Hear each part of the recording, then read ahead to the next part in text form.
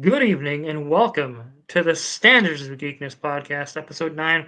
We're back and it's kind of an action-packed week. A lot happened with Elimination Chamber. I know last week's show was rather short and kind of abrupt, and there was a lot of ranting. So we got some questions regarding that we basically just want to let everybody know that sometimes we're gonna have episodes like that where we're just like everything is shit. If you don't want to hear it, feel free to let us know in the comments. Yeah, That said, let's uh, get it. John Cena. I just want to go ahead and give my apologies for that.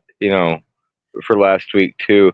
For those of you who don't know, we record these on Monday nights. I uh, worked a event on Sunday evening and was injured. So last week I was dealing with a great deal of pain and wasn't able to do my half of the prep, which makes Evan's job that much harder. So a lot of that fell on me, and I just want to go ahead and take responsibility for that. Shit happens. We all got lives and things and hobbies and whatnot. I'm sharing our link. Make sure if you're out there to share it, Daniel, share it. I can see you in the waiting room. We're not gonna.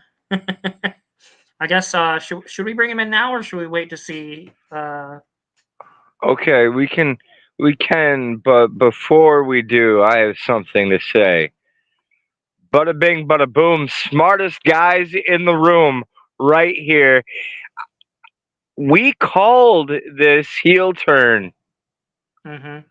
Weeks We ago. called this heel turn on this podcast weeks ago. We said Absolutely. we said two things. We said it was going to happen. We said that we didn't know when exactly it was going to happen, and we told you all that it had a lot to depend on The Rock. We're going to get into more of that. I just wanted to get that out. I've been waiting all day to say that.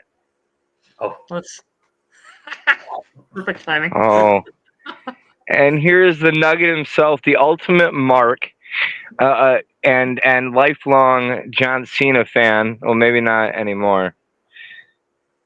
There's there's probably a conflict of interest there, but we'll see how you feel by the end of the night because there, I don't think that people like you, Daniel, realize the possibilities that actually have been opened up with the heel turn, and so we're gonna get into some of that tonight too.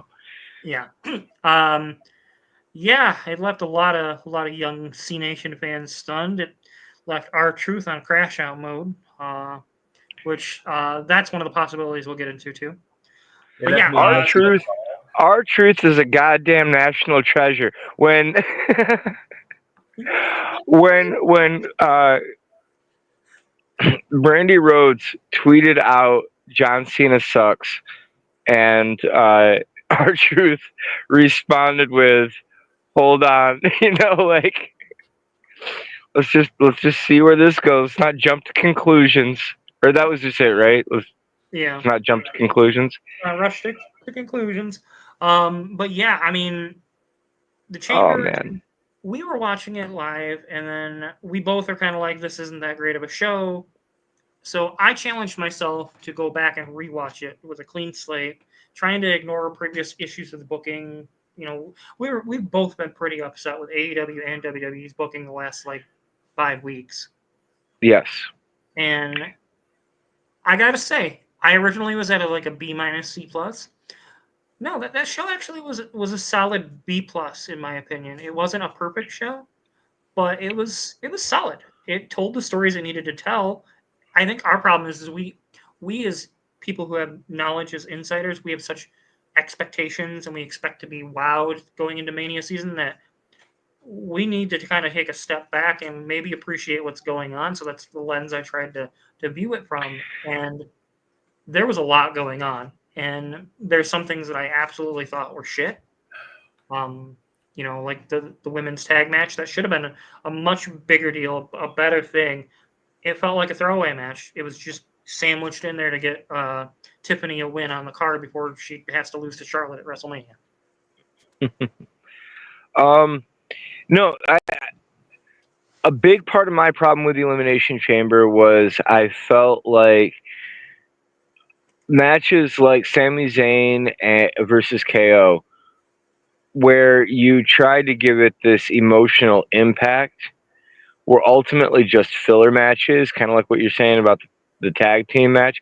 Ultimately, it came, the whole show really all came down to, the two Team up. chamber matches. Yeah. No, and so we have kind of differing opinions on the KO Sammy match because I actually enjoyed it. I had relatively low expectations going into it. Wait, I'm not saying they put on a bad match. I'm saying that it was a filler match and this is where ultimately I'm disappointed in the, getting KO versus Randy Orton. KO versus Randy Orton is the match that I feel like should have been here at Elimination Chamber, and then push that, the one with bigger emotional stakes and value, take that to WrestleMania. We went through another KO Sammy program, and when it was starting, like you and I were saying, okay, we don't we're getting another one of these. It's too soon. We need a break from this. But it is a story that you're taking all the way to WrestleMania. It's gone all the way from the Indies all the way to WrestleMania. So, okay, kind of cool to be able to say that. Now you can't even say that. Yeah, honestly, I'm at the point with this story that I need them to write Sammy off until Royal Rumble next year. Write him off. Have KO win the World Heavyweight Championship off of Jey Uso. Have Sammy be the one to beat KO at Mania for the title. Finally winning a World Championship. If you're going to do Okay, it, that could be cool. I could be down with that. But if you were going to do that, then let KO hit that final package pile driver on the outside before Randy makes his entrance. I kind of felt like I feel kind of bad for Randy because every time he shows back up, somebody's there to overshadow him. 2023 comes back at Survivor Series, gets overshadowed by Punk, gets overshadowed by Cena this year. Like maybe, bro, time your returns a little better. Yeah, that's what I was gonna say. Pick a different time to return. Like no one. I mean, Randy Orton making a return on SmackDown to be in Sammy's corner would have been a bigger return for Randy. Yep. You know what I mean? I do like that we see him bringing back the punt. So I had an interesting thought right before we got on the podcast here. 2009 Randy Orton, when he was using the punt, was an absolute fucking menace. He was punting people left and right. Sorry, my cat's trying to join us on the table here. We have the possibility now with John Cena turning heel, and we have 2009 Randy as a babyface. It's a complete flip. Well, same thing with John Cena. John Cena and CM Punk. A complete role reversal from what we've seen before. But still, and I like this, Punk, at least out of Punk, still very much the same character. Yep. Still that same vibe of character. So I'm digging that. Okay. Yeah. One before we do Cena, I know Daniel's chomping at the bit. I just want to keep him on standby. There was one other "we told you so" in the Elimination Chamber. We told you Naomi was the one who attacked Jade Cargill. We have been I've been saying that since episode 1 of the pod. I have a different working theory. So do I. I believe it was Bianca and Naomi. I can totally, and I've thought that before, but so I've been thinking about this more, and now we can start doing that transition over to Cena. You said how you had to go back and watch this show with fresh eyes.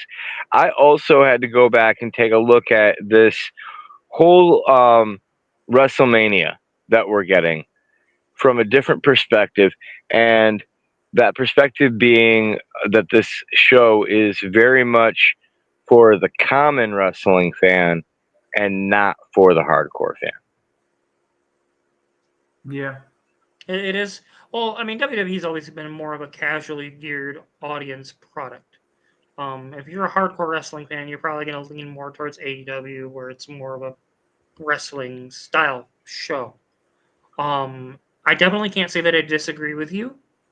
Um, it would explain actually a lot of the booking when it comes to Raw and SmackDown, especially SmackDown, which this past Friday was actually a decent SmackDown. It was the first decent SmackDown probably since we came back.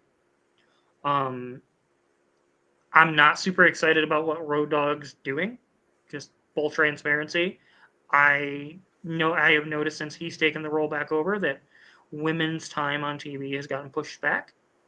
Uh, either it's pushed back or it's all there is. There's no middle ground with it. I totally agree with you there. Yeah, to me, it's just I don't know if it's just outdated thoughts, And for me, having a heel Bianca face a babyface Rhea Ripley is going to be a money match. I'm not sure what they're doing with Io Sky tonight. I haven't watched anything on Raw outside of the Punk promo because I caught a clip of that on TikTok. Same. So I think that's an absolute money match. It makes the most sense and sets up a match with Jade as well. Jade versus Bianca is something people have been dying for since Jade came in. Mm-hmm. And WWE has a bevy of talents right now, especially in the women's division. Now's the time to strike where the iron's hot. The thing is they've kind of, as far as Bianca goes, Bianca's now set to face, either Io Sky or Rhea Ripley. So I don't know how Jade Cargill would work into that program specifically. Maybe after WrestleMania. So I think we're gonna get Io Sky. I think is being put in there as filler, and it's sad because she's actually a really good wrestler. I think we're gonna get Bianca turning heel at WrestleMania, but Jade's gonna cost her the match. I think that's what's gonna happen. I think Jade's gonna go on a path of destruction, and anytime Bianca tries to rise up a little bit for a while, Jade's gonna smack her back down until they have their blow-off match. It's the perfect way to elevate Jade to a main event level spot where she can eventually challenge Charlotte Flair. Another money match. One thing though I would like to see a tease for is the down the line match of Jade Cargill versus Rhea Ripley. Yeah, that's going to be a big money. Mm-hmm. Big money right there, and I could see that as a WrestleMania match next year. The way they booked Rhea Ripley, I don't think anybody's beating her this year. Like Bianca stands the best chance, but with the story they're telling, I think we're gonna get swerved. I think maybe Bianca's gonna set her up for the EST after turning heel in the match, and then Jade's gonna strike. We could just get Jade and Naomi, and it could lead to a longer feud. I don't know. That level of attack, that's going to put somebody on the shelves for a few months at least, probably. I mean, Rhea and Bianca are both booked incredibly strong. Bianca's title run was the longest in history, I believe. Or longest in modern history. Yeah, it was longest women's reign in history. I think Roman's reign was no pun intended. No, there's another woman in wrestling history who unfortunately holds that record. We just don't say her name anymore because of the things she did to other women. Anyway, fair. Look it up.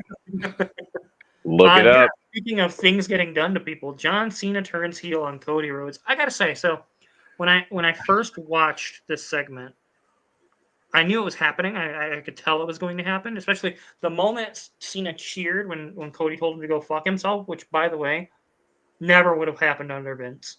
Not in this day and age. No. Seeing Cena cheer, it was almost like you could sense that he was cheering that he gets to beat up Cody Rhodes. And then so Rock does this weird hand thing, and I'm like, he's gonna give the the Glasgow smile kind of thing. He gives him the kill shot word, and all of a sudden just goes in and beats the brakes off of Cody with the watch, with the title, with a microphone. My one caveat there is I don't think Travis Scott should have been putting his hands on Cody. No. If you're gonna do that, have it be like a smack when he's standing up. You should not be putting Travis Scott on the same level as your big star. Travis Scott, the whole thing felt very NWO. Mm-hmm. You know, it reminded me of the Hogan heel turn, and then you have Travis Scott there as this weird Dennis Rodman proxy. What the hell? It wouldn't shock me if later, after I do believe Cena's going to win at WrestleMania. Full transparency, it makes logical sense, and Cody's reign is kind of wavered, and there's more money in the chase for him. Mm-hmm. It would not shock me if we got a 6-man tag with John Cena, The Rock, and Travis Scott versus Cody Rhodes, Bad Bunny, and another Stone Cold Steve Austin or another top star. I 100% agree with you. Well, almost 100% agree with you. I don't think that it's going to be a 6-man tag. I think it'll be a little bit bigger than that, because I think the match that you're actually thinking of is going to have 2 big cages around 2 big rings. War games. Be the biggest war games of all time. That's for fucking sure. But yeah, I mean, in a match that neither The Rock or John Cena has ever been a part of. Mm-hmm. And so you get to tick one more box off the list for Cena on his end run. Plus, it's an opportunity for Cena to be in the run, or to be in the ring with 5 big names all at once, and get to have moments with all of them, similar to what you did at the Royal Rumble. You got to have lots of little moments. Mm-hmm. But I think we can both agree. Yeah, Cena is going to go over at WrestleMania, and I would expect him to hold the title all the way until December. So I do as well. There's an argument for him dropping it at SummerSlam. I think we're going to get corporate John Cena. I think he's going to Brock Lesnar it. I don't think we're going to see that world title until he decides to show up. And The Rock's there to protect him. Well, I mean, it's already based on current reporting, we will not see John Cena at minimum for another 2 weeks. St. Paddy's Day is when he's supposed to be at the next Raw.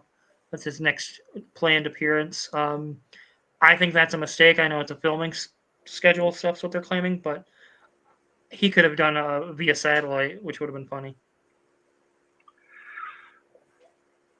So, I gotta say, I am kind of surprised that so many people were shocked by this. I thought about that because you mentioned it the other night, and I think from the casual fan perspective, I think genuine shock. I was shocked that they actually went through with it because Cena was the golden goose for so long. The signs were very, very obviously there, from The Rock coming out at Bad Blood and holding up the 3 fingers to all the little mannerisms and signals. It kind of explains this weird obsession with trying to get Cody Rhodes' soul and stroking his face in kind of a vaguely sexual way, but So I thought that we've both seen the writing on the wall for a while.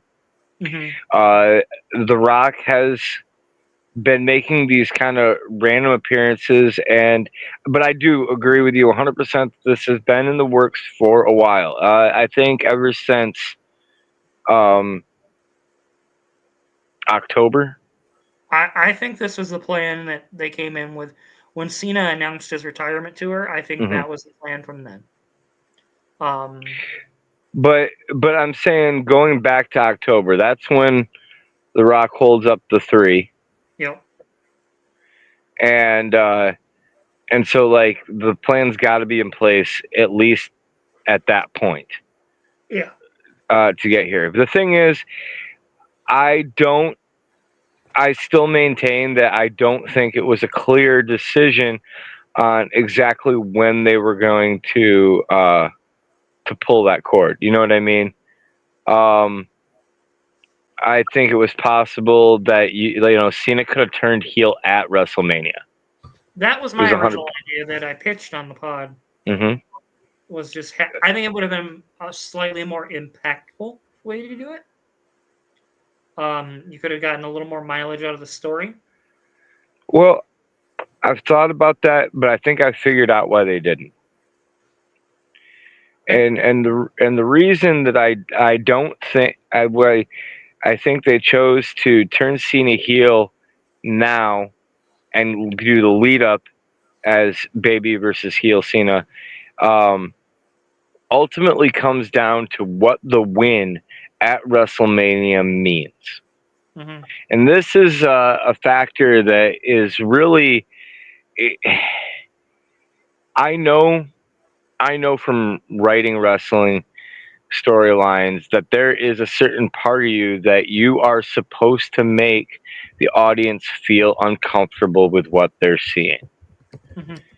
And the thing is John Cena winning that 17th World Championship and beating Ric Flair's record. Okay, that hits a lot different when it's heel John Cena. Now you're cheering the fact that you just saw something that you're never gonna fucking see again.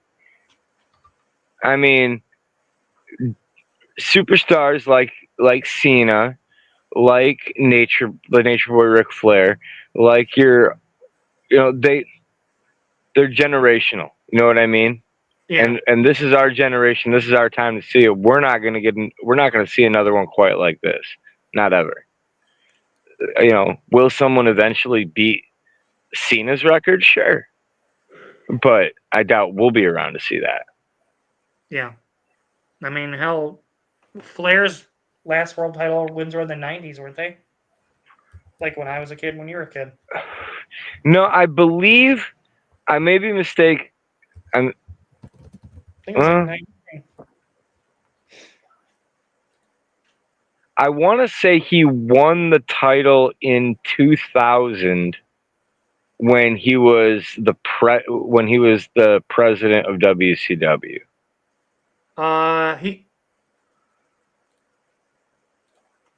His final world title reign was in 1999 to 2001.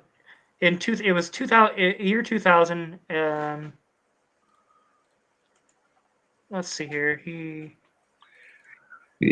That's a point. That's a point for Brian Mercer in the column right there.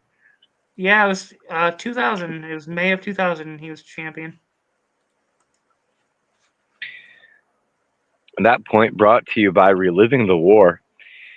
Daniel, did you add this image? Boom. Oh, there we go. So what about that? Yeah, no, that makes sense. My only caveat here is where does Punk's favor fit into all of this? There's so many things. Like, you could make it a triple threat with Punk, Cena, Cody. You could make it a triple threat with Punk, Gunther, Jay. So after that promo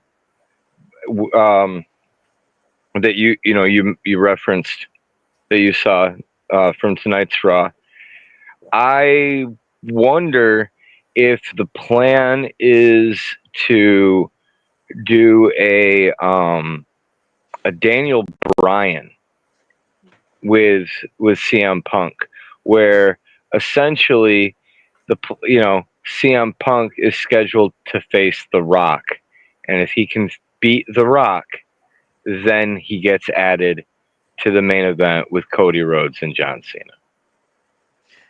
Is there another pay-per-view between now and Mania? No. No.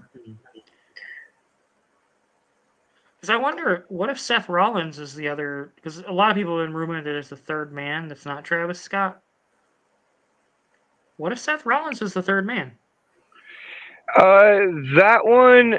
Okay, so there is some reason to believe that, but I think it falls apart a little bit.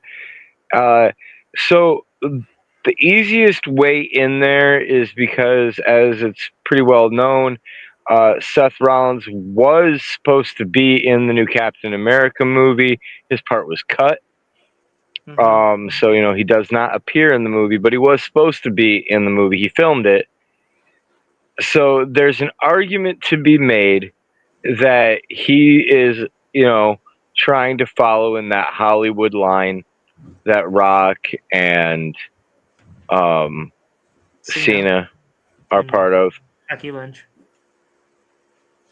I almost I've considered, though,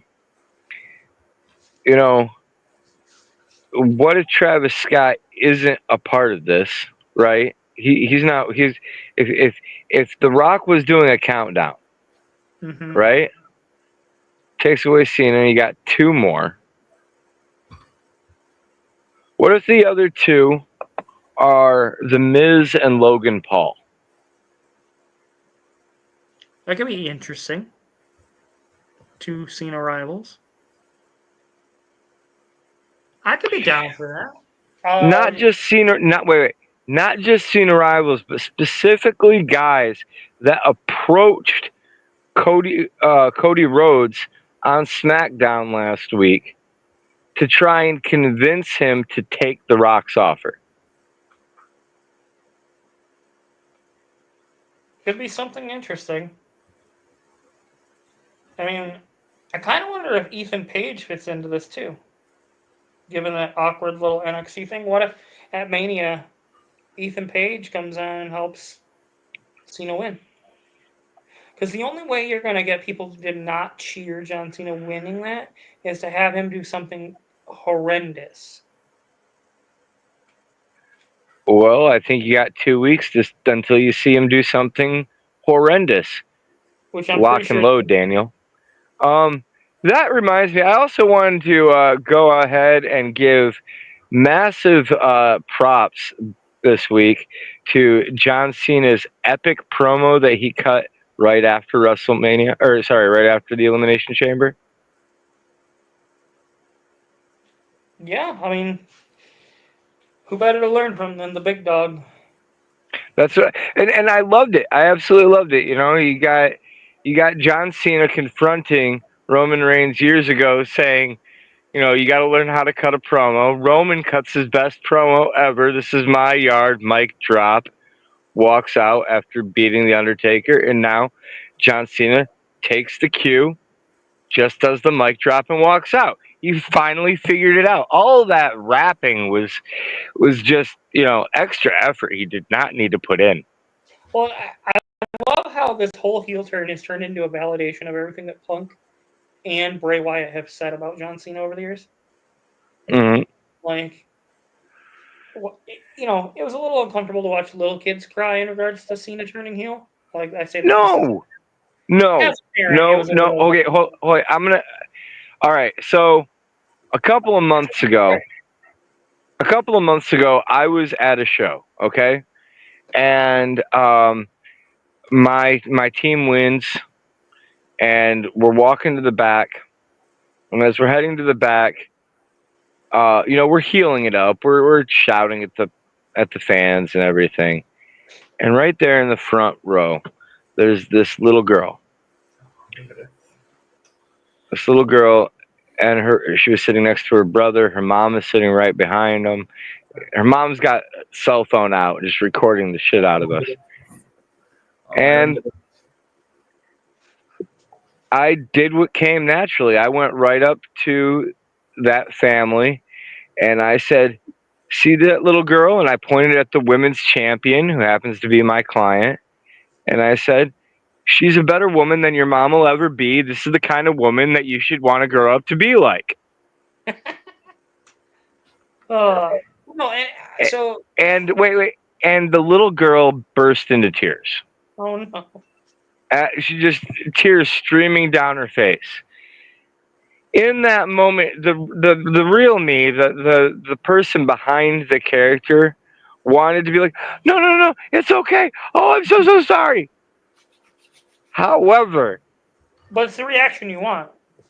the reaction that she got out of me was I laughed in her face like I was the $1 million man.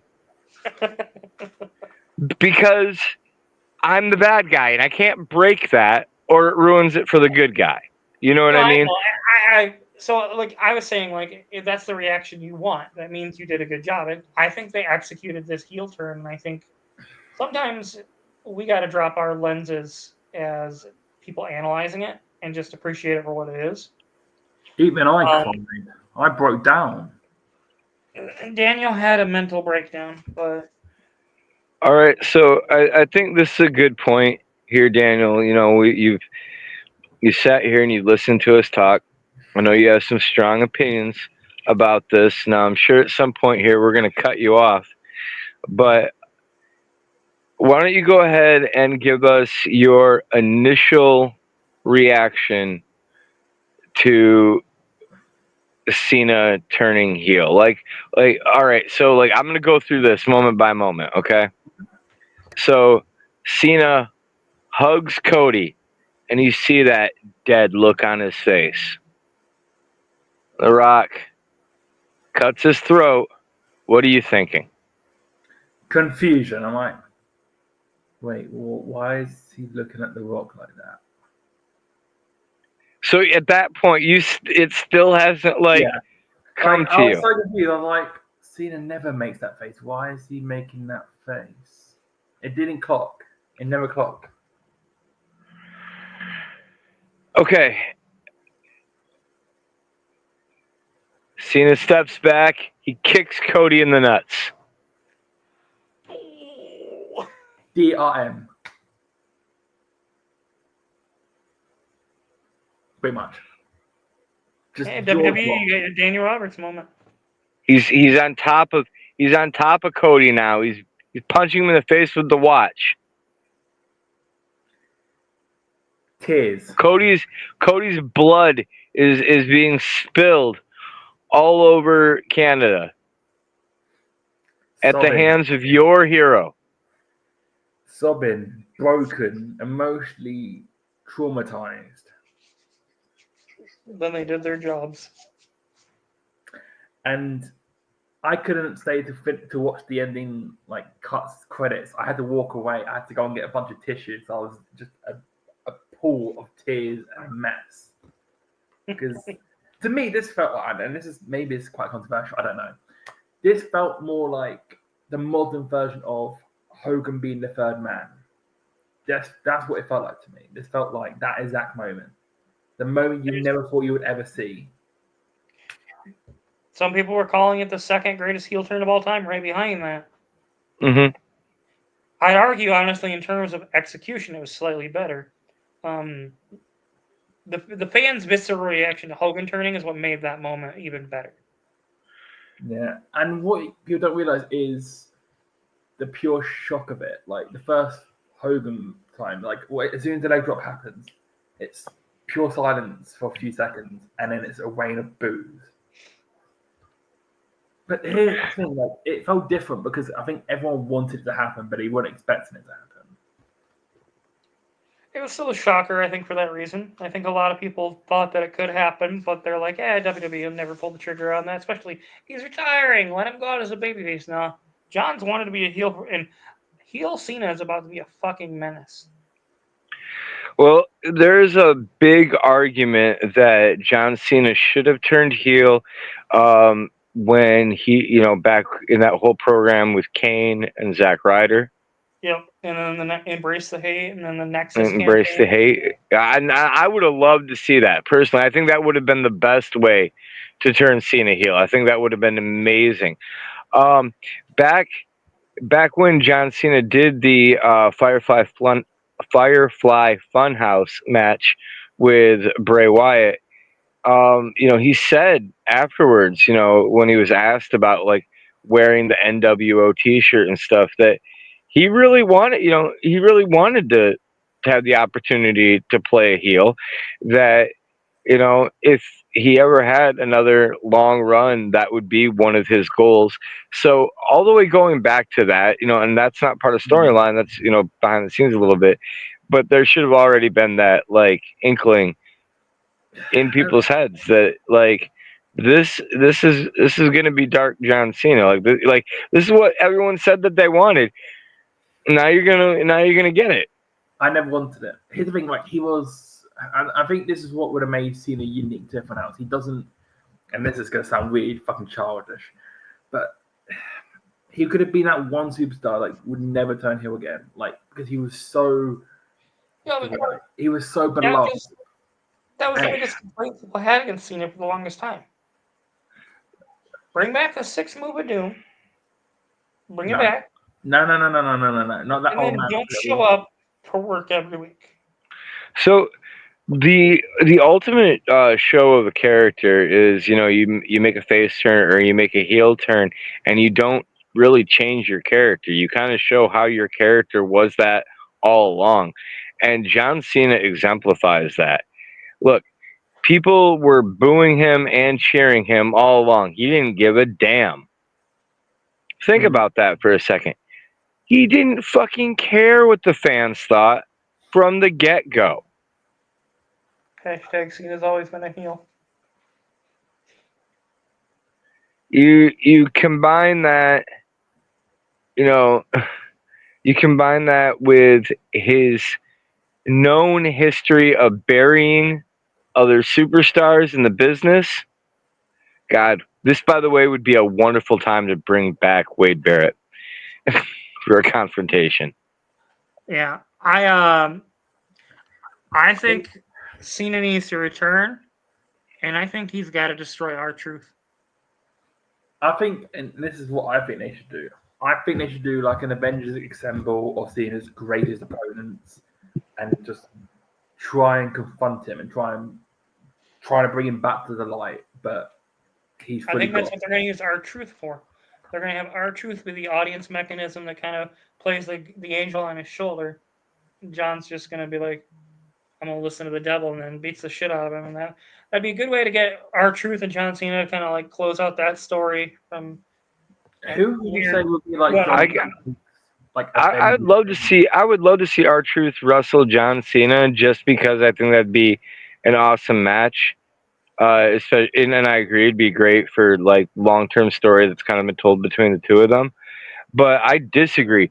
Cena, go out as a heel. Go out on your back as a heel. Because here's what's ultimately going on, right? Cena's passing the torch. Mm-hmm. This is the chance to crown the next big babyface, and if he draws on as much heat as he can for the next 8 months, then we could have a really huge babyface at the end of this. And I'll be honest, we talk about where this is going. Where are all these things going? So at this point, we talk about looking forward. Evan and I, we called the heel turn. I'm going to call a match right now. Okay, that I believe that this is building towards, and that match is, I believe, in the Elimination Chamber. It will be Rock's Hollywood Corporation versus the returned, rebuilt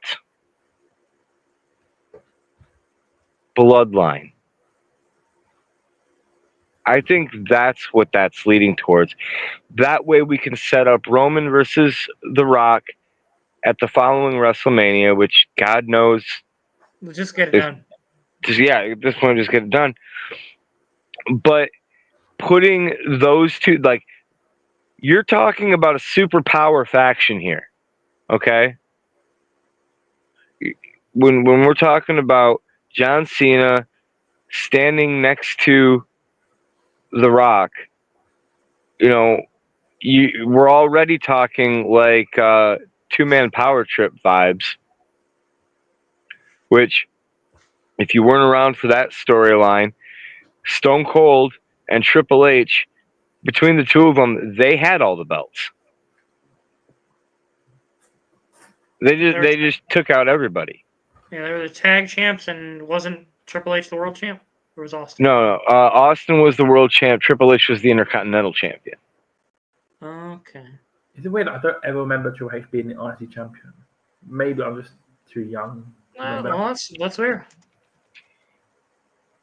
Triple H is a multiple-time Intercontinental Champion. Let's see here.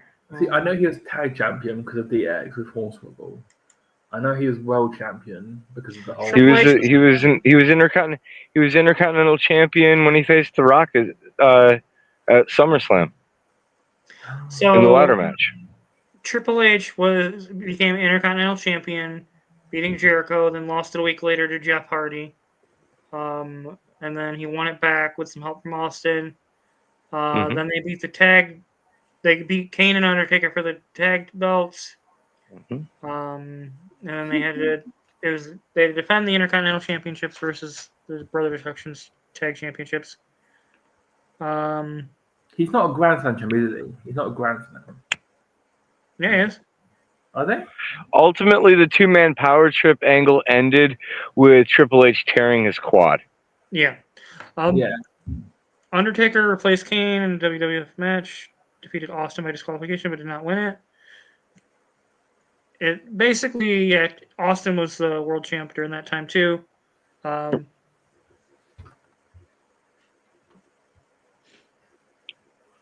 when he was good heel Austin, not like wearing a hat, a cowboy hat, and playing guitar.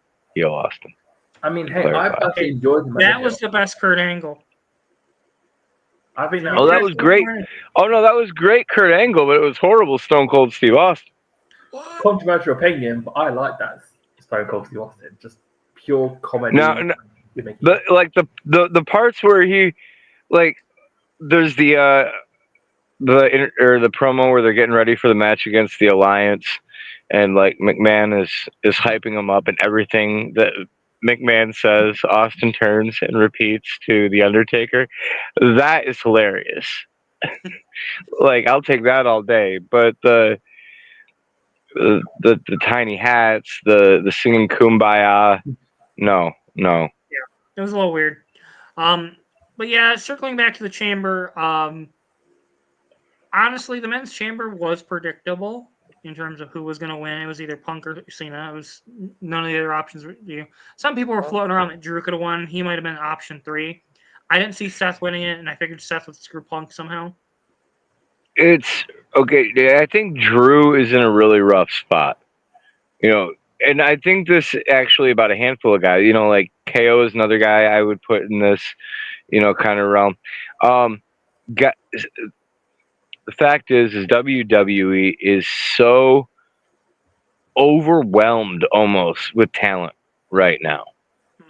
Like, this is the most talented roster that I have ever seen.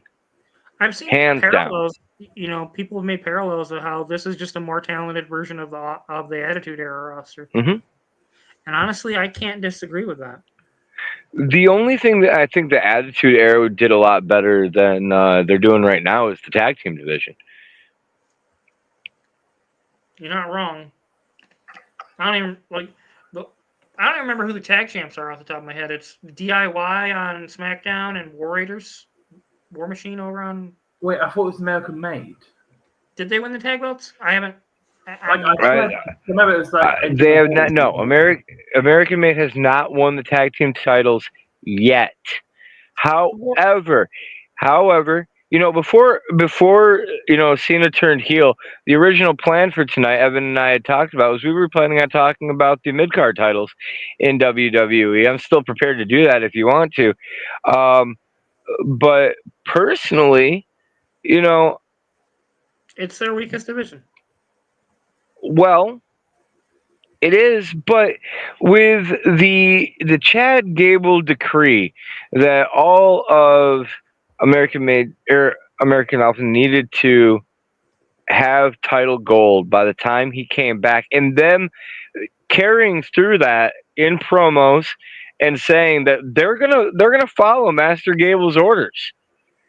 That's actually an interesting storyline point and helps drive those mid-card titles. And that's why, as weird as it is, I'm kind of excited about the Women's Intercontinental Championship right now. Yeah, I'm just waiting for them to fuck it up because I'm trying to be a glass half full kind of guy, but it's just. I think I have a theory. They need to get the belt off Lyra Valkyrie. I feel bad for Dakota Kai at this point. I think giving it to Ivy now makes sense. It's a reset. Yeah. It's a heel that a babyface can chase. Sets up maybe Becky Lynch coming back down the line to challenge for it. That could be good. Well, considering what he says for War tonight, that's probably not going to happen. I don't know. Like I said, I haven't watched. Honestly, I know. You'll probably talk about next week. When you see it, you're like, oh, I see what they're doing now. Oh, we talk about all this while Raw is actively going on. It's airing right now while we're talking, or maybe it's over. I guess it's only 2.5 hours now. Yeah, still good. I don't know. But yeah, you got half an hour left until the show finishes, so. I do think, though, that the Elimination Chamber did have a lot of missed opportunities. And I think the biggest missed opportunity that I really felt was the furthering of the push of Jey Uso. Felt like an afterthought. I'm sorry? It felt like an afterthought. Like that whole match. They should have at least had a backstage segment or something. Yeah. I think that this is one of those times where it would have been really helpful to have kind of,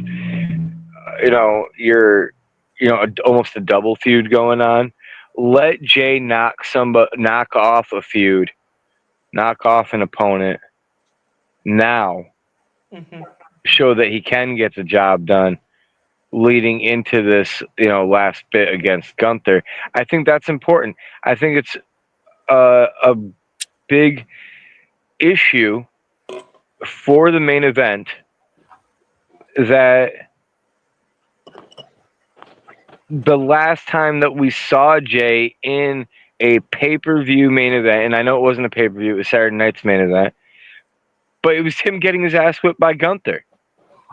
Like, you can't really consider the Royal Rumble the same thing because it's a match featuring everybody. You know what I mean? Yes, he won it, but... Oh, my God. What's happening? Oh, my God. Oh, that's something you're going to talk about next week, but Jesus Christ. Hey, break the news. Break the news. Io Sky just won the title. Who did? Io Sky. Exactly. She beat Weird tonight. Clean? Clean. What the fuck?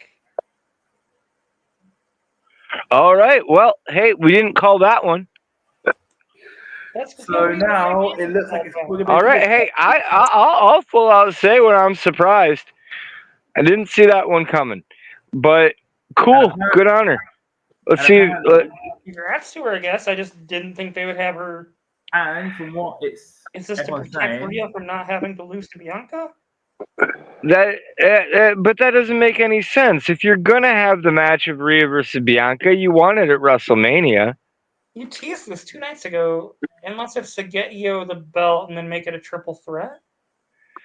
I mean, okay, so this gets into the next real conversation that I think that we're all looking at heading into WrestleMania, and that is, we do have a stacked card, both the men's and women's divisions. Yes, it is a 2-night show. There we go. I'll put in the chat. It's Will. I'm not joking. But I don't know how we're going to manage to get a WrestleMania that isn't overly flooded with multi-man matches this year.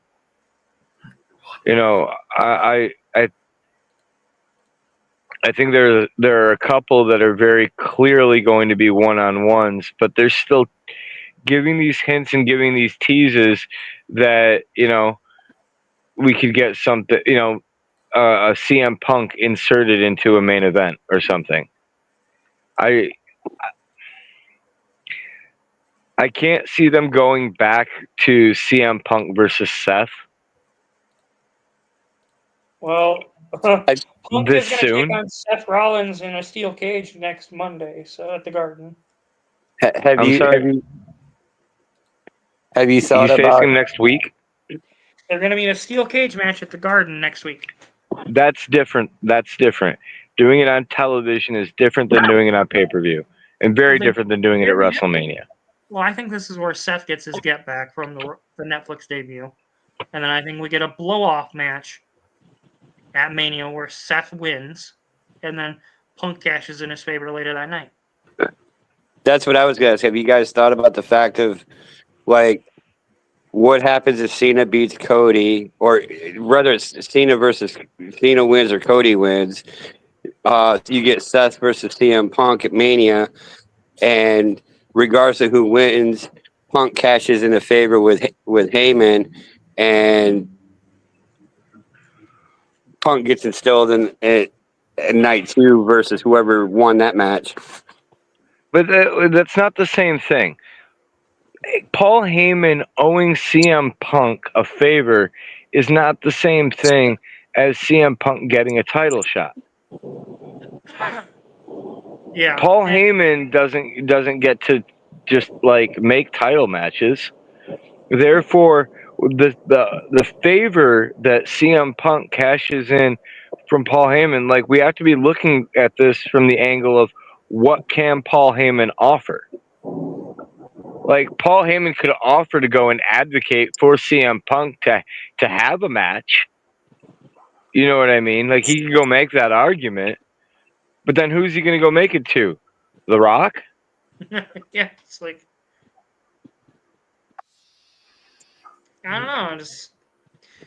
I did not see them having. I have a feeling that favor is going to be returned at Mania. I just don't know how. Well, okay, so that is, I think, and ironically, the favor is in my opinion, the best thing in WWE right now, because it is the one true mystery. We've been able to call some of these beats, not necessarily. We don't necessarily know when exactly they're happening, but we know they're coming. But what is the favor? Because again, the favor can't just be give me a title match, because Paul Heyman isn't in that position. If Paul Heyman was the general manager of Raw or SmackDown, then I'd say different. But he's not. So let me ask you a favor of a different, or for not a favor, but a question of a different sort. Have you guys already touched on? Because I haven't been able to watch. I've been busy doing some stuff. Have you guys discussed Cena's heel run as far as how long?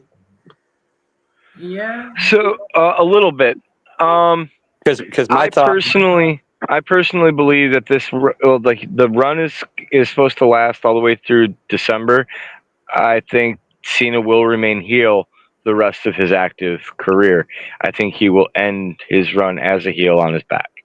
See, I don't think he will. I don't think he will. I think it. I'm guessing either SummerSlam or as late as Survivor Series. I could see Survivor Series being some sort of Survivor Series type match where he's like the mystery opponent on a side. Why would he be the mystery opponent? He's the main event.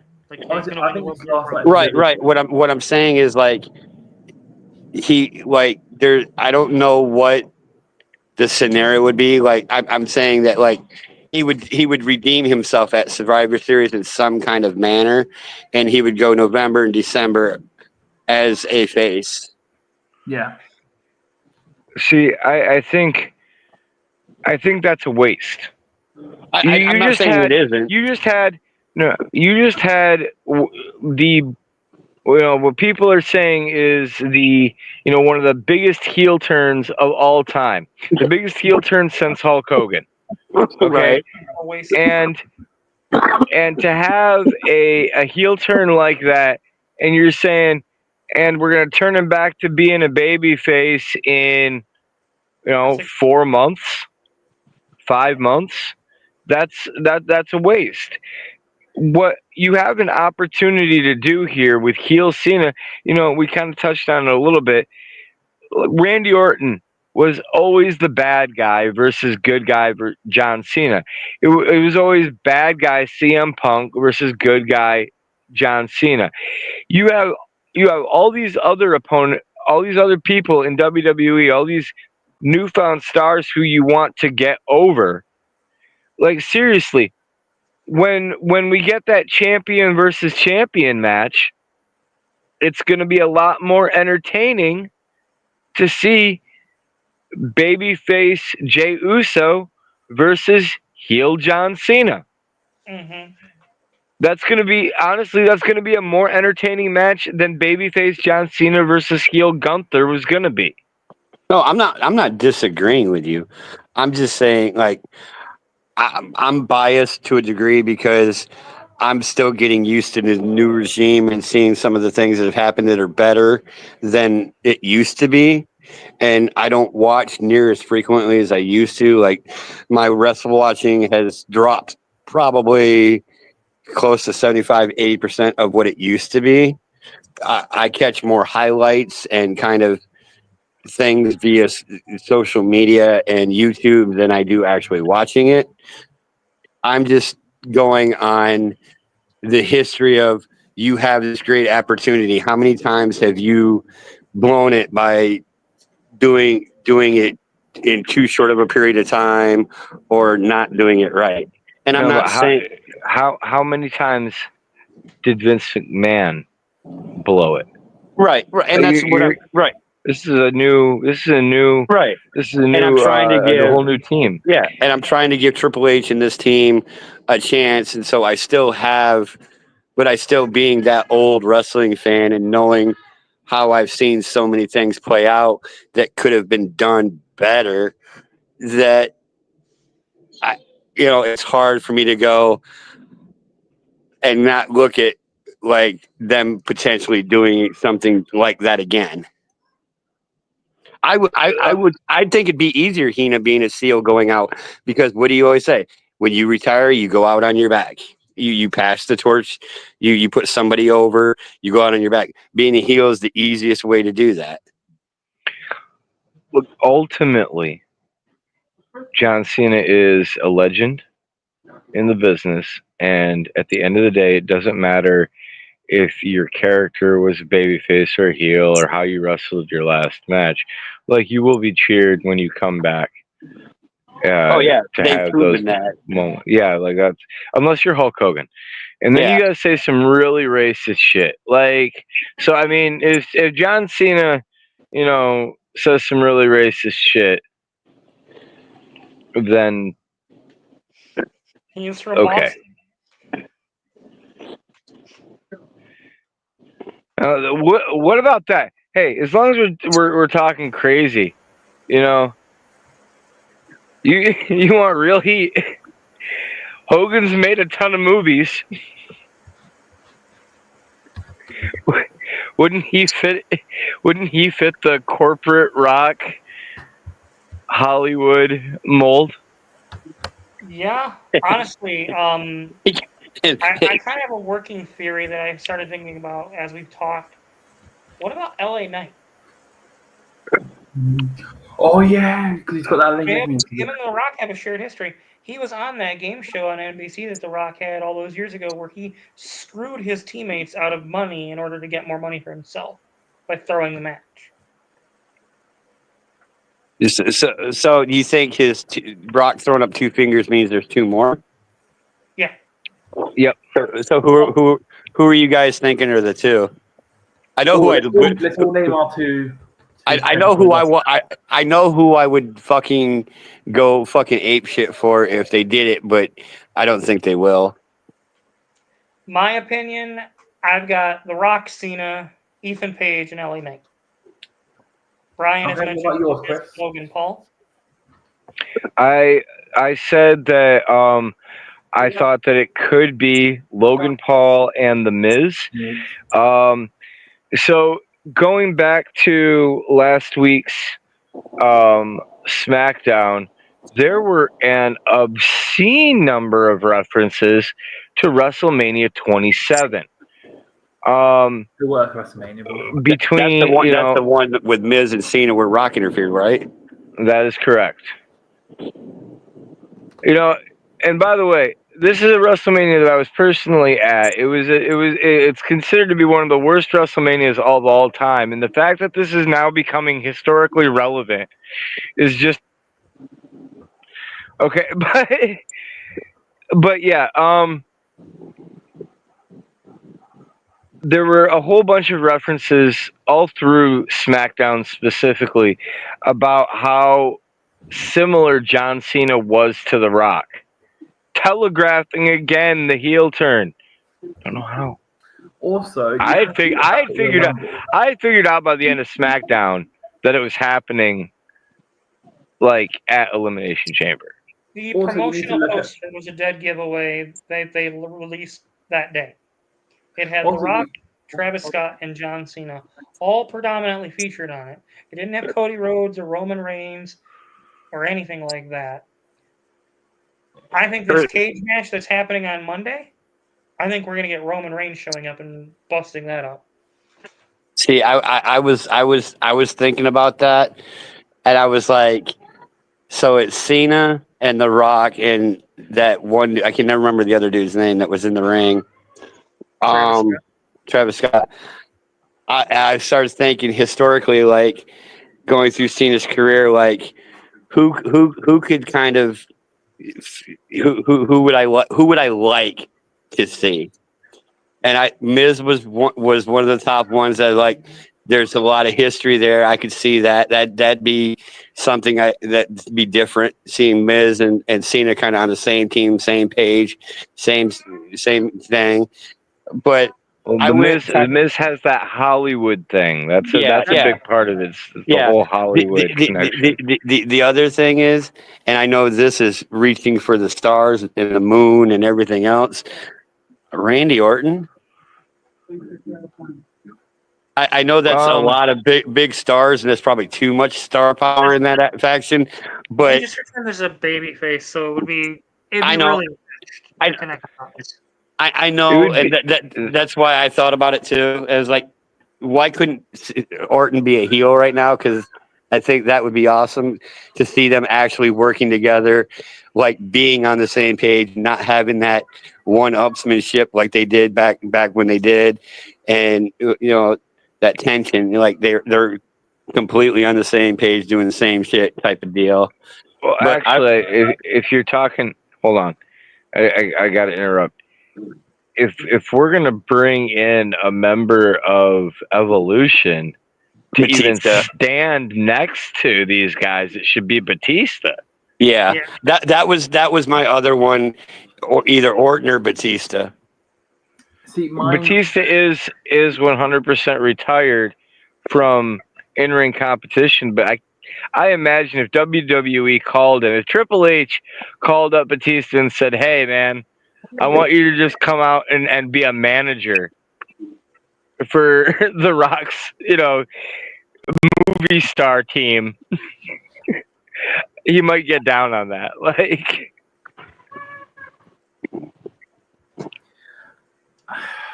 So, if I can get it to load,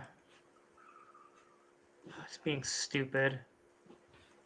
But did you see? Did you hear about Cody and Stone Cold? Stone Cold told Cody that he'd be there for him with The Rock versus The Rock if he needed him. I mean, well, I highly doubt that because he wasn't there for WrestleMania 40. So. oh, no, okay, so last year at WrestleMania, you had the big finish where everybody ran in, and it went over really well. Like, that was a moment that fans really liked and appreciated, and the one person missing from that was Stone Cold Steve Austin. And so, rule of the rule of the sequel is you always have to go bigger than you did with the last one. You really can't go any bigger than Stone Cold Steve Austin. However, if I can point something else out to you, you ever see you ever see that Adam Sandler flick, The Longest Yard? Yeah. Yeah. What about Austin with the running back. What about that movie with Sylvester Stallone, The Expendables? You ever see that? Yeah, Stone Cold fits that Hollywood mold too. That's right, he does. I mean, to be fair, he was in a lot of shit movies. To be fair. Look, Stone Cold fits that Hollywood mold. Okay. Is a What big if it's just name. Vin Diesel? What if Vin Diesel just comes out as like family? Nah, I don't see that. Stone Cold fits that Hollywood mold, and I think if we see Stone Cold show up at WrestleMania, it will be Stone Cold turning heel. No. Like, As much as I would want that to happen, Look at who's in the image. Daniel Bryan, Triple H, Randy That's Orton, Sami John Cena. If you can find the larger image, but Punk, Sami Zayn, KO, Cena, Jey Uso, Randy Orton, LA Knight, and Triple H, and Bruce Pritchard are all in the ring celebrating at WrestleMania 40. So what you're saying, So Bruce far- Pritchard's going to be the So fourth far, man. 2 of these people have turned on Cody Rhodes. What if this image is telling us the story? Or Sami Zayn and who?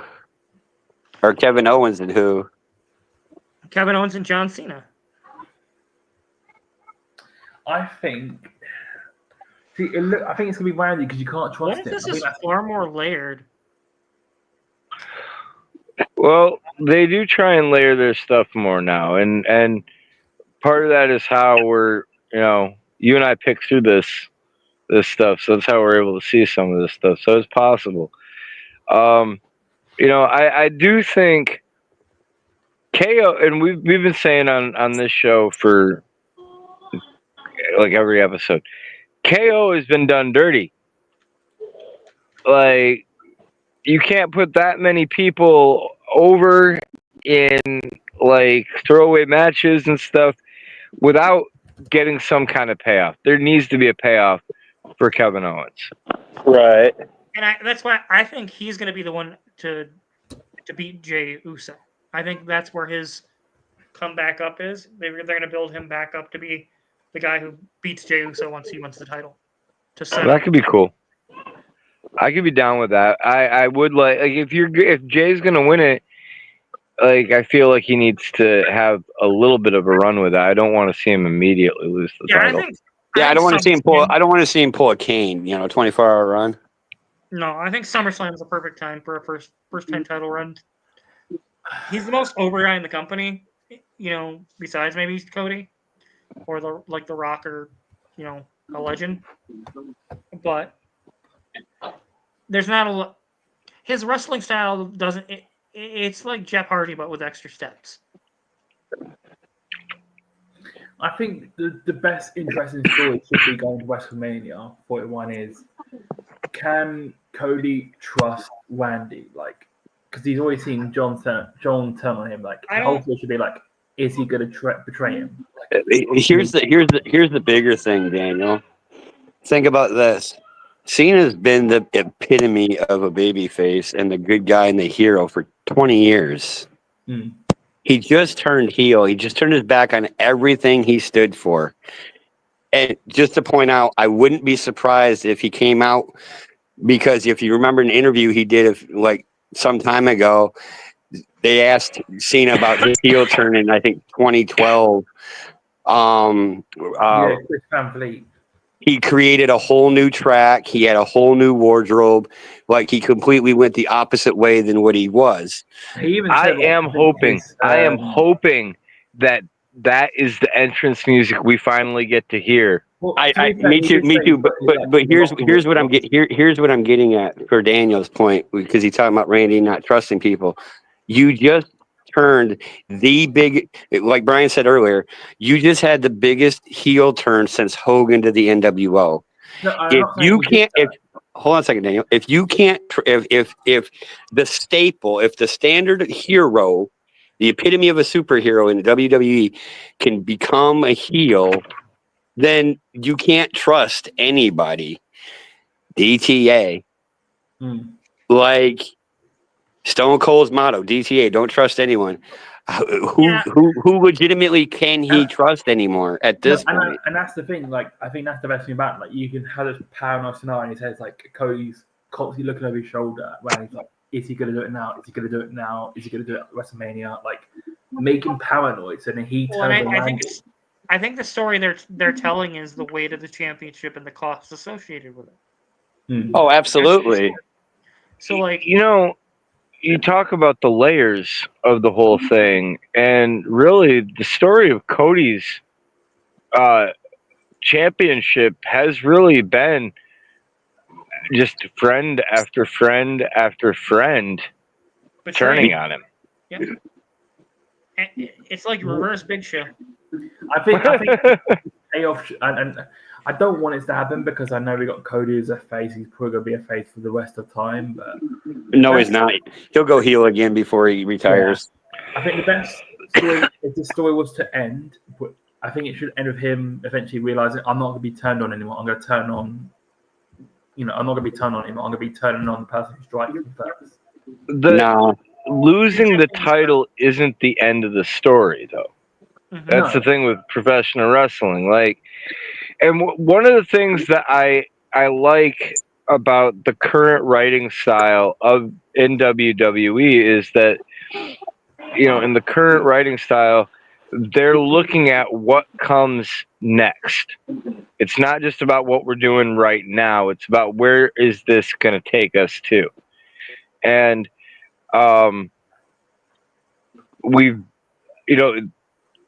I think that The Rock's schedule has made some of this lead up very disjointed. I don't think that they're trying to make this out. It's a lot like they did with Daniel Bryan back at 30, where this was the plan all along. No, I don't think all of these steps are the plan all along. I think that they have, when we used to do the HKW writing, we would keep things loose intentionally so that we could do the moments that we needed to do at the right times. And I think that's what WWE is doing. I think that's what they did with the heel turn as an example. They're like, okay, now is the time to pull this. Yeah. honestly, as far as what I didn't like there are two major things that I didn't like about the Chamber. We already talked about my dislike for the women's tag match. I think it was rushed. I think they could have done a better job to tell that story, and it just felt forced. My other thing is, I just want Pat McAfee to shut the fuck up. Just shut the fuck up. So we tend to avoid politics on the podcast, and I'm not going to divulge into what the reasons why people were booing the American anthem. Blocking. It's their right to express that. And for you to come out here and be a glorified bootlicker, you piece of shit, shut your fucking mouth, stick to commentary, just stick to it. Do fucking better. You I really can't sit there. You really can't, hold on. You really can't sit there and, talk about how great the freedom of speech is and then get pissed off that other people are expressing their freedom of speech. Yeah, that's kind of rubbed me the wrong way, and I think honestly, that is part of what took me out of it originally, the first time I watched it. And I've got to ask, what did he actually say? I forget the exact words he said, but he basically was criticizing the Canadian fans for booing the American anthem because it wasn't proper, and it's like. The Four Nations face-off for NHL All-Star Weekend, the Canadian crowd booed too, and our team intentionally went out there and caused fights on the ice. 3 fights in 9 seconds. Yeah, I think Pat McAfee might need a little wrestling history lesson, because you go back to 95, 96, the Canadian anthem was getting booed in every American stadium that it got played in, while the Hart Foundation was walking around. Yeah, and likewise, the American national, anything America was being booed in especially in Montreal. Yeah, it's the nature of the beast. Even the American national anthem got booed in London. I think the problem is people can't separate political ideologies from like anthems, and like they view any criticism of the anthem or of the governments, whether you're Democrat, Republican, Libertarian, communist, socialist. Context is key here. And to me, it just came off as kind of a brain dead, lack of knowledge statement by Pat to just sit there and criticize them for exercising their free speech. I mean, I also think smoke box. Back to I think Trump's kind of made the national anthem feel like a very toxic thing. Yeah, like I said, we're not going to get into the who's and why's and what. I just wanted to point out. If we go down this rabbit hole, that's a whole other podcast. Yeah, The point isn't about politics. National identity can be a very tricky thing in professional wrestling, especially when you have characters that are their gimmicks, their identities are based off of national ideologies. We've seen the Middle Eastern characters, we've seen the Russian characters, the Canadian characters. So I think that, if Pat McAfee had made a comment more akin to, I understand some people being upset. I wish that people would understand that the politics of one party don't represent every person in that country. Well, yeah, or something along those lines. I think it wouldn't have come across as tone deaf as it did. Yeah, that's the thing that put a bad taste in my mouth, was the fact that it was just very tone deaf, and it's like, are you listening to what you're saying? I also think, for me, I question why they did it, because you could have either done one or two things. You could have either have them play the Canadian national anthem or just not do one at all. So I don't know why you would play. They played the Canadian national anthem before that. my whole thing is we live in a globalized society, not just an American society, a European society, a Russian society, a Chinese society, a Japanese society, and so on and so on. We live in a globalized society. The internet has broken down barriers. You know, I have a string theory when it comes to technological advancements that I'd love to get into. But we are a globalized society, and nationalism does not have a place in a globalized society. And I'm just going to leave it there. Yep. It is okay to be proud of where you're from. It is not okay to use that as an excuse to be shitty towards other people. Anyways, back off my soapbox. There goes my EFEC character then. That's just basically 90% of my EFEC character. Do fucking better. Yeah, Raw and SmackDown were all right this week. Honestly, Raw was kind of average in my opinion. SmackDown had some golden nuggets. I loved Logan Paul coming out with Cena's theme during that whole promo segment, which I thought was really good and really well produced. Okay, real quick here. As you know, things start to devolve with the Judgment Day. Can I just say how much I would love for Logan Paul to join the Judgment Day?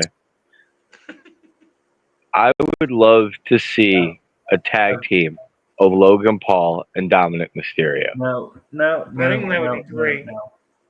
That'd be hilarious. Yeah, but then we're going to have to see Logan Paul wearing eyeliner and fucking do that. You're not. No, you don't have to wear eyeliner because you're in the Judgment Day.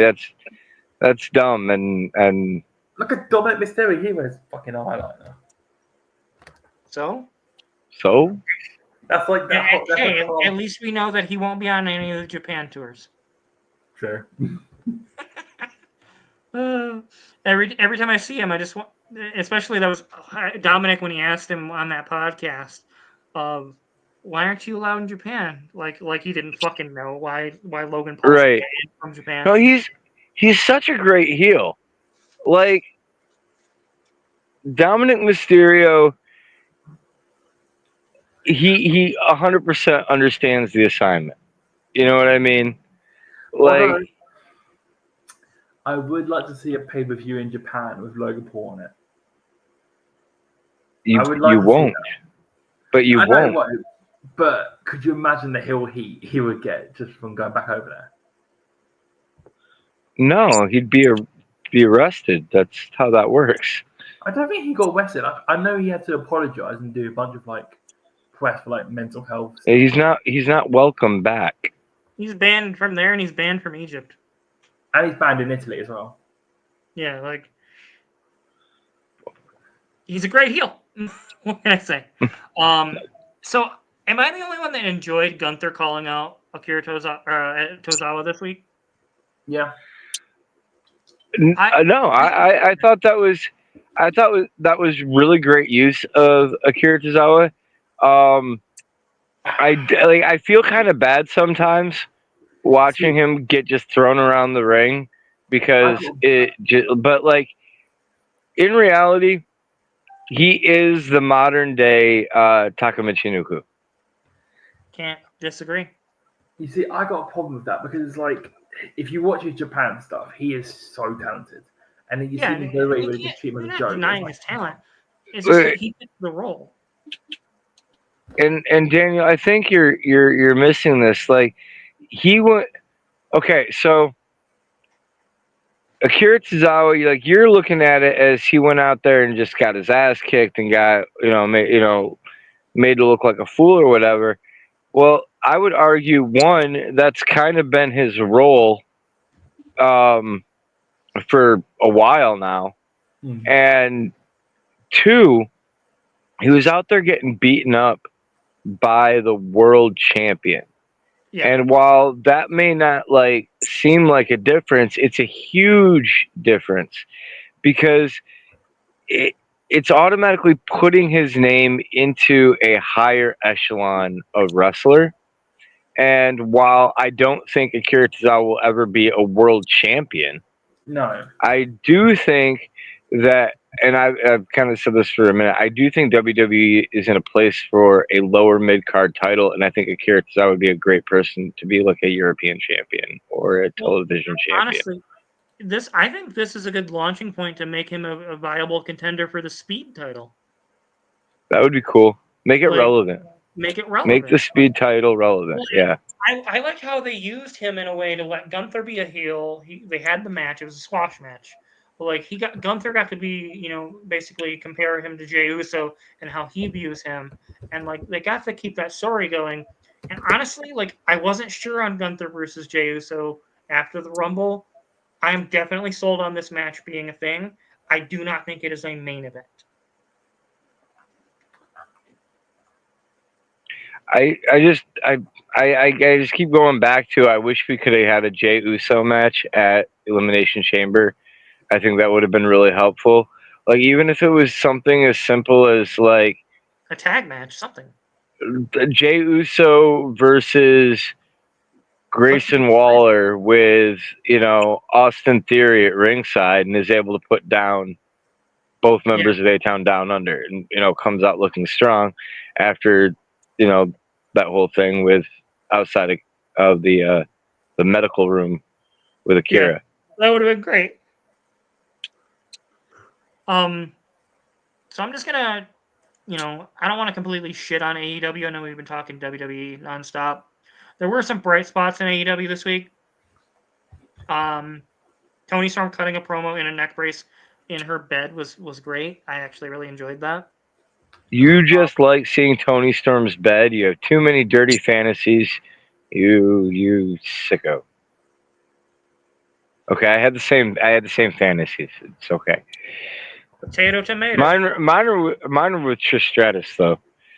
Just cards on the table. Ricochet, I can't make up my mind here. And so with Ricochet, there's weeks where they book him and he talks well as a heel and like he portrays it well. But then there's weeks where it's like you still wrestle like a babyface.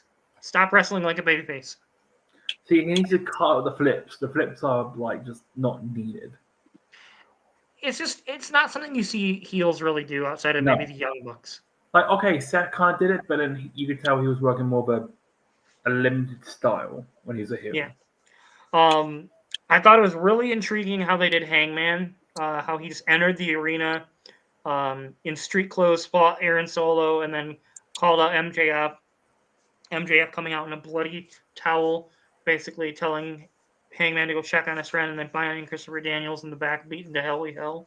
Although we had to talk about that moment where they cut to the camera too early, and it's just him. Yeah. Yeah, not great. They could have waited like 30 seconds, and it would have been much better. Jim Cornette was absolutely fuming about that, and from what I heard. Honestly, I will take forward progress in AEW over the lackadaisical bullshit booking we've gotten. That said, we did get a lot of lackadaisical bullshit booking this week from both shows. Orange Cassidy and Takeshita had a great main event on Dynamite. My problem is the world title scene is garbage in AEW. This match is where the world title should have been. And Brody King versus Okada, you got me sold.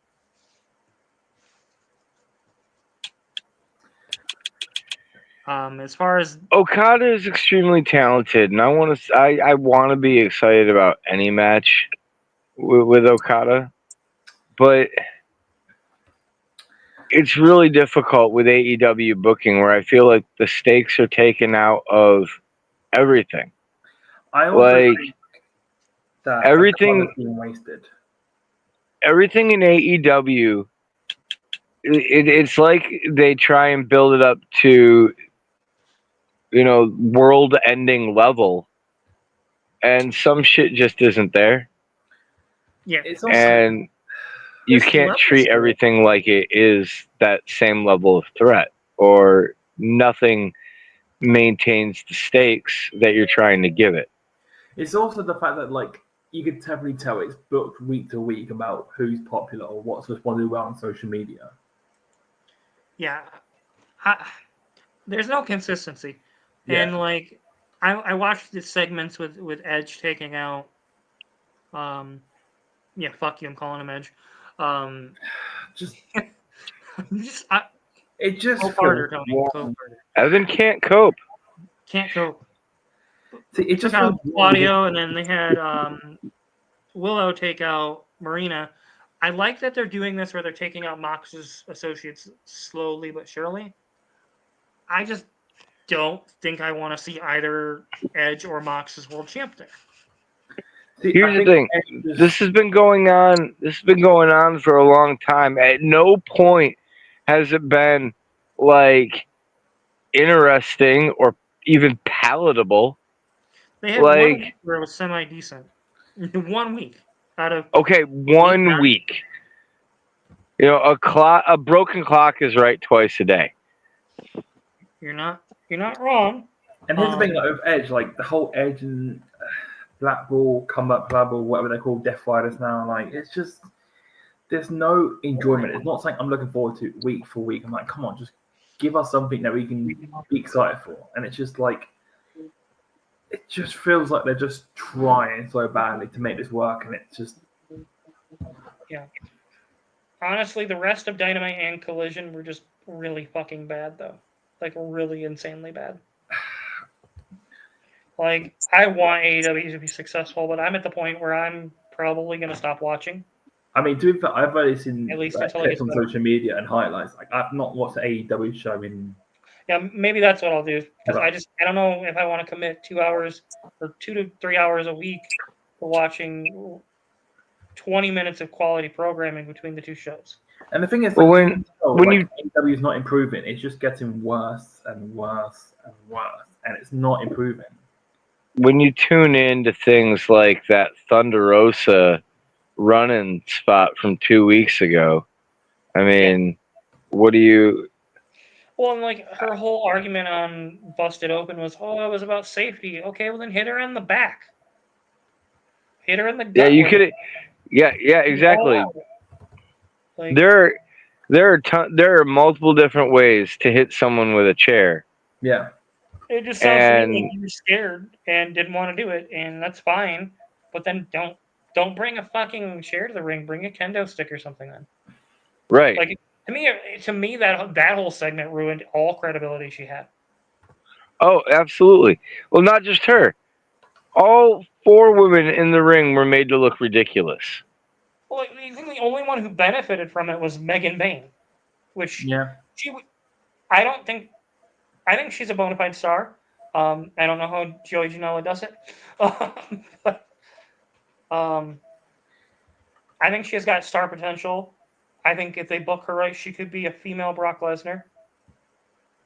I just have zero confidence in Tony Khan's ability to book a program.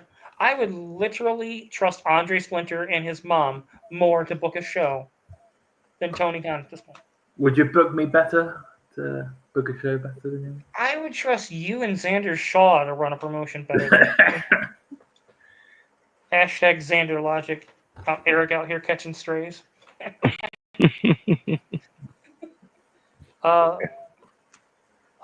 Chris's assless chaps could run a promotion better at this point. I'm pretty sure they did at one point.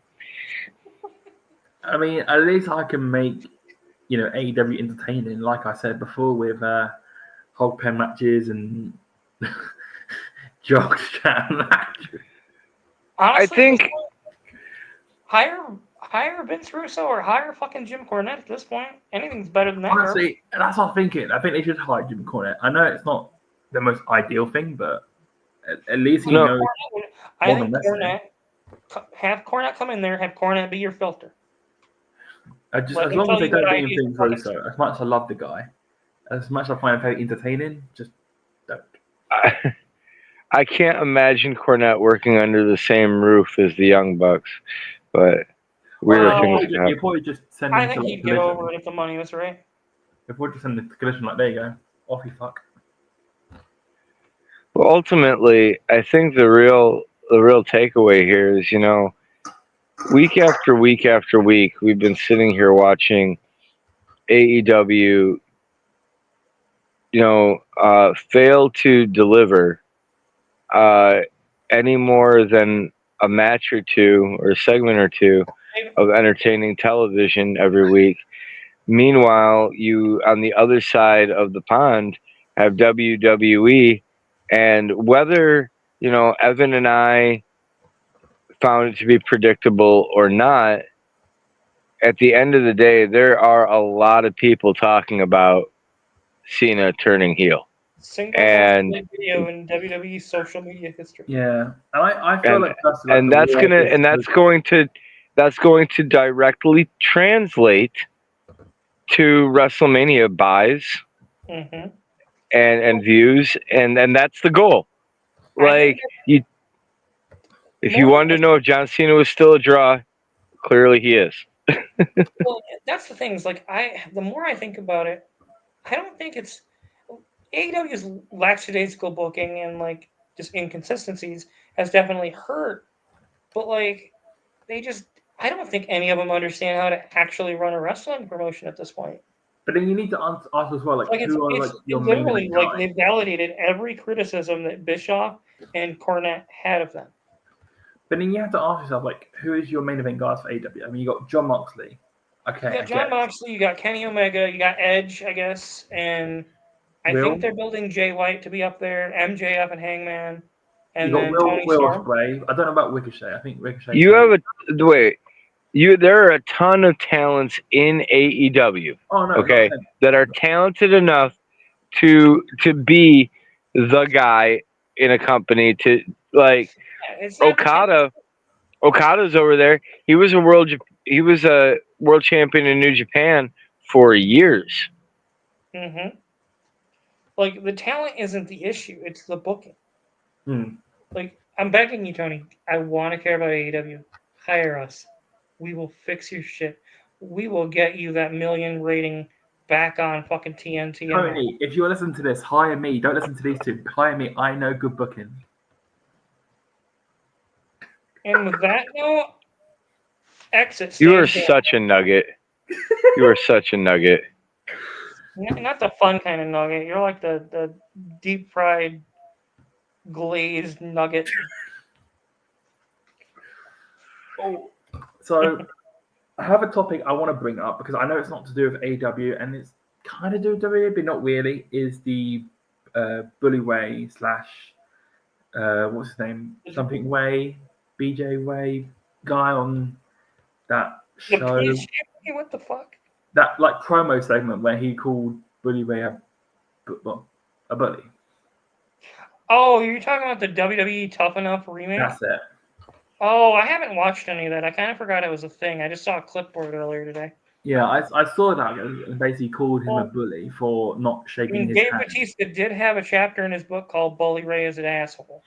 See, what? I stand with Bully on this because he hasn't earned any respect, that kid. He literally just came through the door. Yeah, I mean, I think so.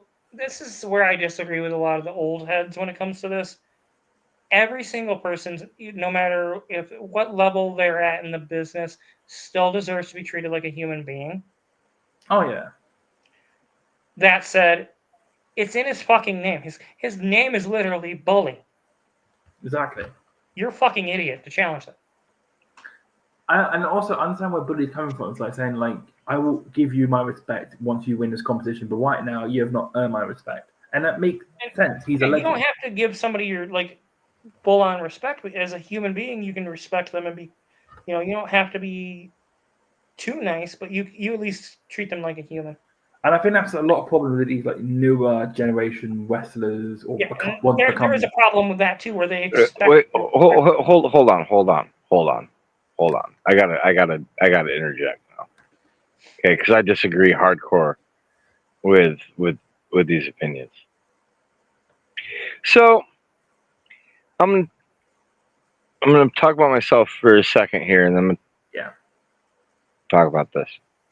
So I've currently worked for 22 years in various aspects of the wrestling business, from being a photographer to help helping put up and tear down the ring, to being a referee, being a manager, being a wrestler when I needed to be, being literally anything I needed to be. 22 years. Okay. I am not in WWE. I'm not in AEW. I'm not in,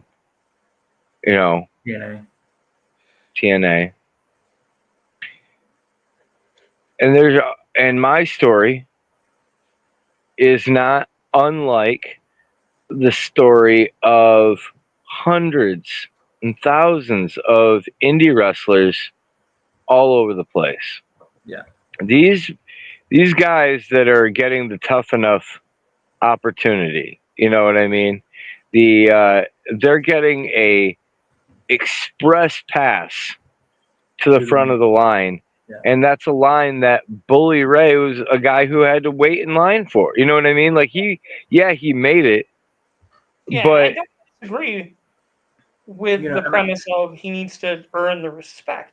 Yeah. I'm saying there's more tactful ways to handle it than to say something that it's just clickbait.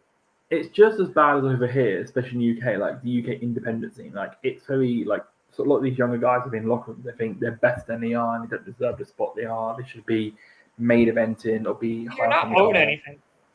The thing is the guys who have been around for a period of time, they've seen different levels of people that have come and gone. Okay, and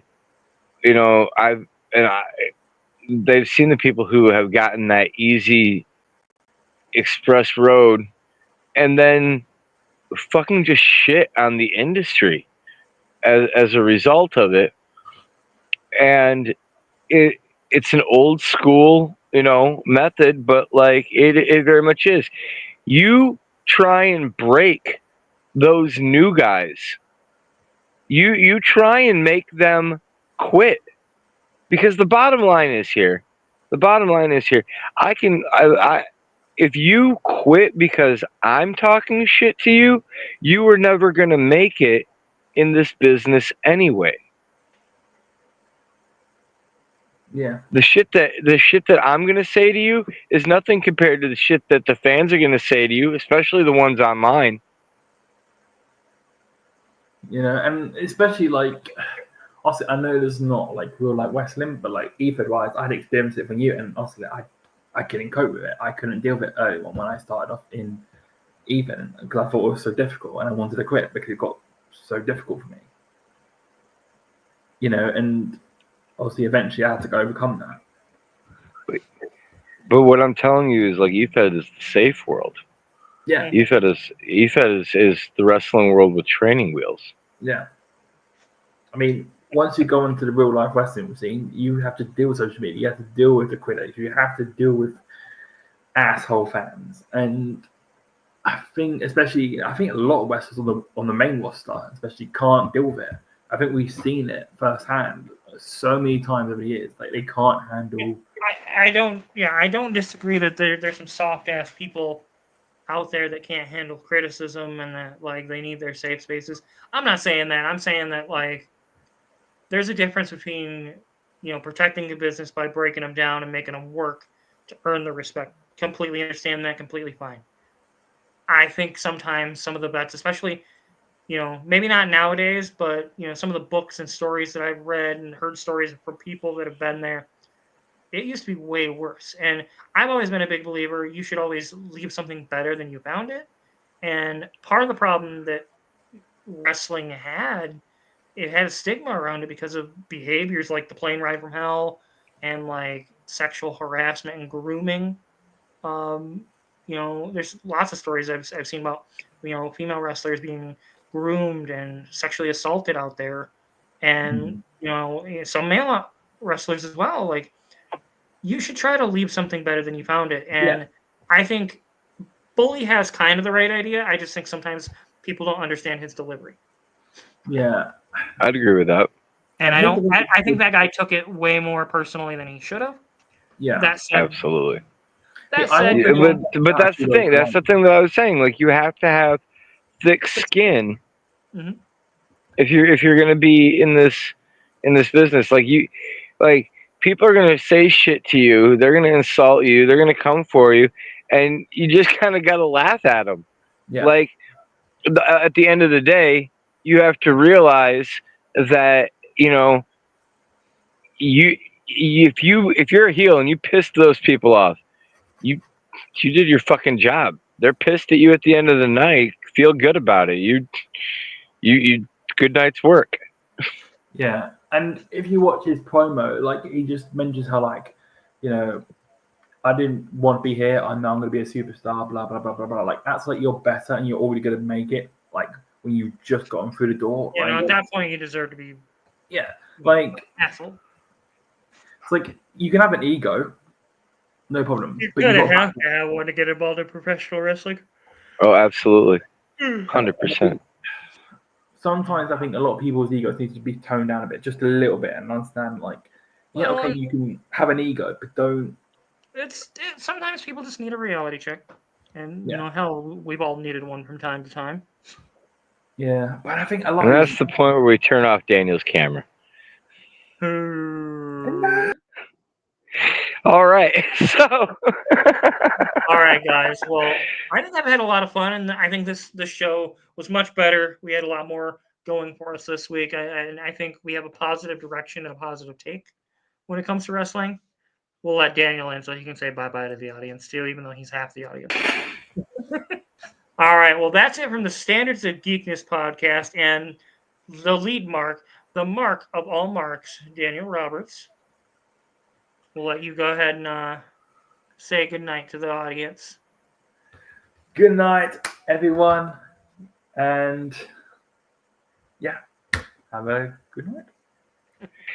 As always, remember to go to enforce2.com and use the code SOG25 so you can get 25% off your next order of Enforce 2. It will make you HARD. See you guys later. Cena, I'm coming for you. You really